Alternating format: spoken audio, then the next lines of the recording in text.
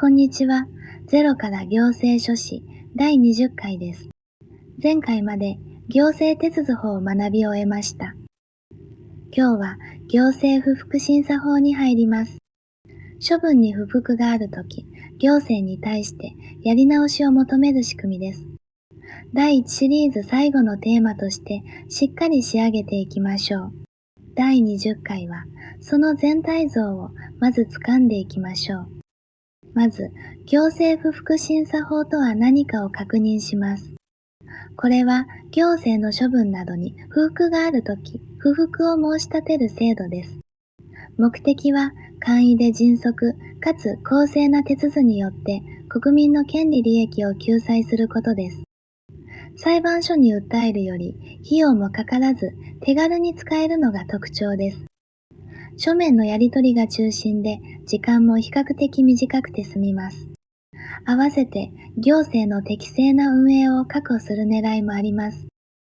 裁判との違いを押さえておきましょう。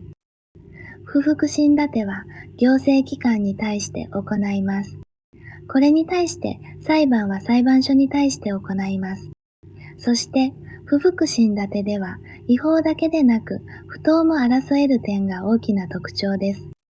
妥当でない処分も見直しを求められるということです。不服審立てにはいくつかの種類があります。中心となるのが審査請求です。原則としてこれを使います。その他、個別の法律に定めがある場合に再調査の請求ができます。再調査の請求は処分庁がもう一度見直す簡易な手続です。さらに、個別の法律に定めがある場合に再審査請求ができます。現在の法律は審査請求を中心とする仕組みになっています。この考え方を審査請求中心主義と言います。原則として不服はすべて審査請求で争うことになります。再調査の請求や再審査請求はあくまで例外的な位置づけです。手続をわかりやすくするため審査請求に一本化されたのです。まずは審査請求が基本と覚えておきましょう。審査請求は誰に対して行うのでしょうか。原則として処分をした行政庁の上級行政庁に対して行います。上級の行政庁がない場合などは処分庁そのものに対して行います。誰を宛先にするかは間違いやすいので注意が必要です。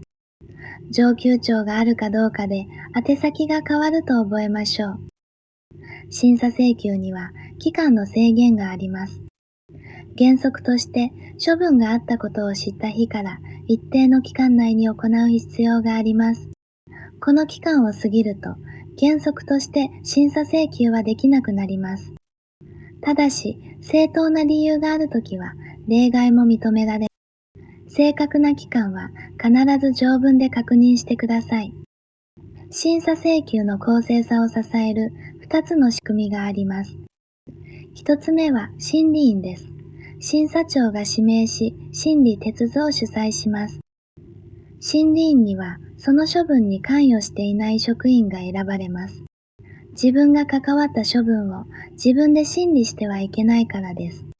2つ目は行政不服審査会です。第三者的な機関として諮問を受けてチェックします。これらは平成26年の法改正で導入された仕組みです。身内だけで判断しないよう公正さを高める仕組みです。ここで今日のクイズです。行政不服審査法による不服審立てについて裁判にはない特徴はどれでしょうか。 A は違法性しか争えない。 B は違法だけでなく不当も争える。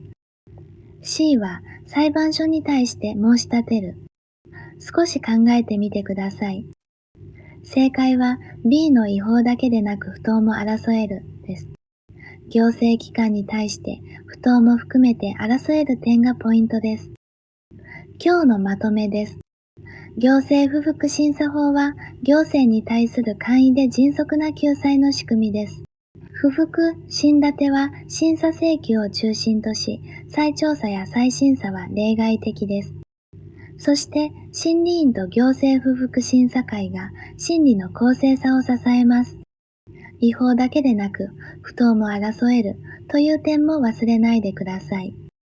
行政の中での救済という位置づけをしっかり抑えましょう。これで第1シリーズの20回が完結しました。